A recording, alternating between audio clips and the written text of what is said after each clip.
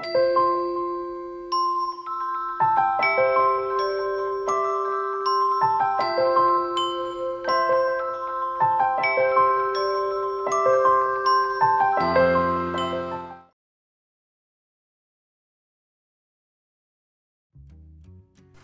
guys, it's Up110. How's everyone doing? Good, good, good, I hope. Today I am reviewing White Linen by Estee Lauder. I'm doing another oldie but goodie, and let me tell you, reviews like this make me really, really nervous. I just think when a fragrance has been around for such a long time, it has a really big fan base, a lot of opinions formed. Obviously it stood the test of time, otherwise Estee Lauder would not still sell it.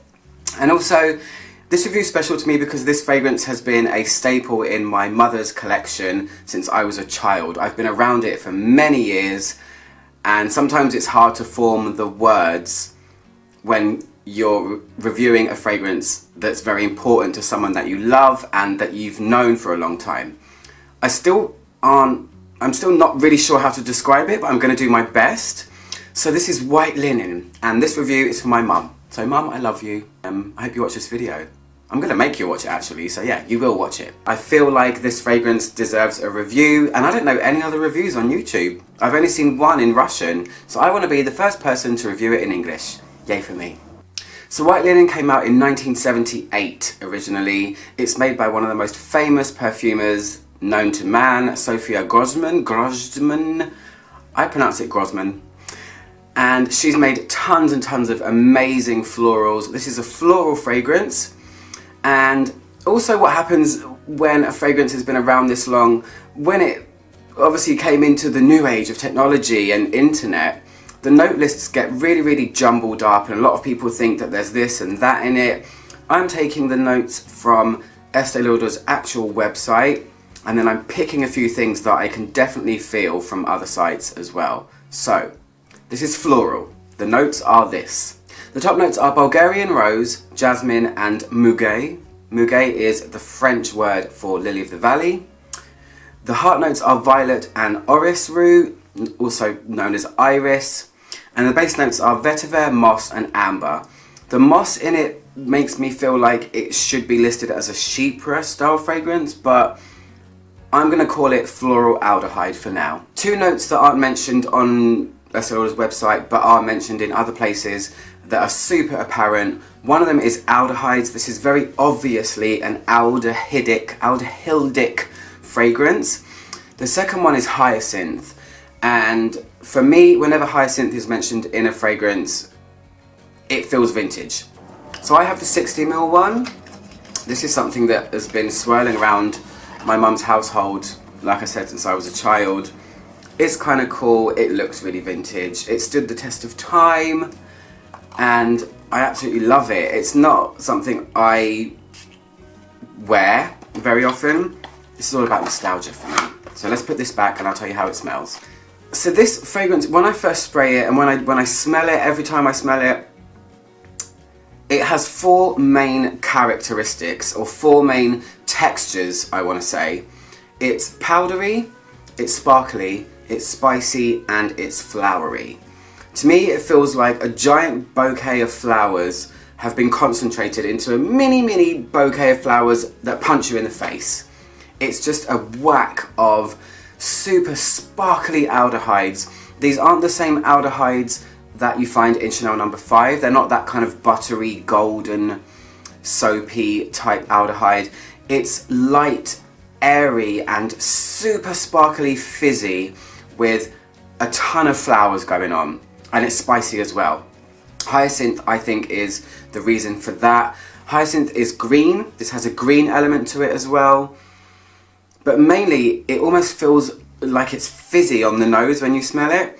And it feels like one of those just stepped out of a shower using many floral products kind of smells. Difficult to describe. It's called White Linen. They were going for spring. This was designed for spring. They wanted to capture that kind of sheet on a washing line type thing. So it does have that synthetic white musk laundry type thing going on in the background. But over the top, You have a spicy hyacinth. I don't really smell rose, I don't really smell jasmine, I don't really smell lily of the valley. To me, it's all about hyacinth here, which every fragrance I've smelled that has it in feels vintage, because you don't really find it in fragrances that much anymore. I don't see hyacinth in the new edgy commercial perfumes or even niche perfumes. So this is such a good throwback and good for something if you want to smell super clean and fizzy. It's kind of like flowers have been put into an Alka-Seltzer. Yeah, that does sound very weird, I know, but that's just how it makes me feel. Is it weird to describe a fragrance as spiky? The texture of this is what is more apparent to me than what the notes are, although I've obviously tried to pick it apart for this review, but it's just got a texture that I've never felt or smelled before in a fragrance. It's a lot of stuff at once. Like I keep saying, it's cleanliness, but spiky, spicy floral powder. And it's sharp and green elements as well. And that's very generic, but that's the best I can do when you're contending with a fragrance that's been around this long. And I'm sure it's been reformulated too, but that's how it feels. It's sharp, it's super bouquet-like, and it feels more like white and purple flowers mixed together. That's how I feel about it. It's not super heady like white flowers because it has enough backup of musks and aldehydes that completely elevate the entire way that this smells. It's almost like smelling air. Floral scented air and spice. It's one of those fragrances as well that when you first put it on, it kind of fills a room, but only temporarily. It's not a room filler that hangs in the air. I'm sure the original formula must have been like that. I'm sure it was potent. My mum can probably vouch for me because she's had it my whole life.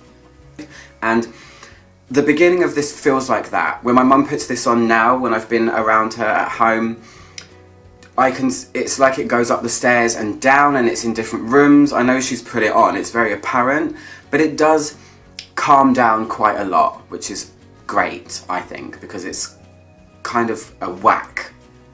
The dry down of it sees it go much more woody, so it goes from floral and then it goes into a woody place. I can feel vetiver in the dry down, which gives it a grassy, kind of a little bit masculine type feeling. Vetiver is the main woody nuance that comes out of the base, even though they say there's moss in here and things like that. It's like a musky vetiver when it dries, and it's mainly vetiver, so it doesn't take too long for that to happen. I've worn it a few times and I've only done a couple of light sprays. When I've fully worn it, it stays in this floral sparkly place for much longer, but a light spray today on my hand I can feel vetiver. So if you're familiar with the dry down of Habanita by Molinard, which I also recently reviewed, it's a lighter, muskier vetiver when it dries. So yeah, that's my description. Depending on how much of this I put on, and I'm a self-confessed oversprayer, I mean 8 sprays minimum is me. Some people I talk to in my job, they say, oh, I just put 1 spray on. I'm like, put more on, put more on. Come on, wear the actual thing. So yeah, I think it lasts about 5 hours, which isn't super great, but it's the way of the world now. It's the way of perfumery. You have to put more on, it's just a sad fact, but lavish yourself with it. Why not? You spent the money on it, just use it. That's what I say. Yeah, I get about 5 or 6 hours out of it. The first half an hour is super pelty. It's super pelty. By pelting I mean it pelts. Is that even the right word?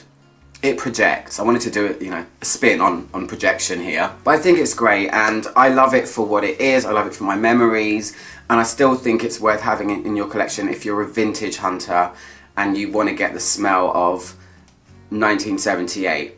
It was the era or the time when it was just becoming the 80s and florals become so obnoxious. This one still had the light airiness with just a touch of obnoxiousness about it.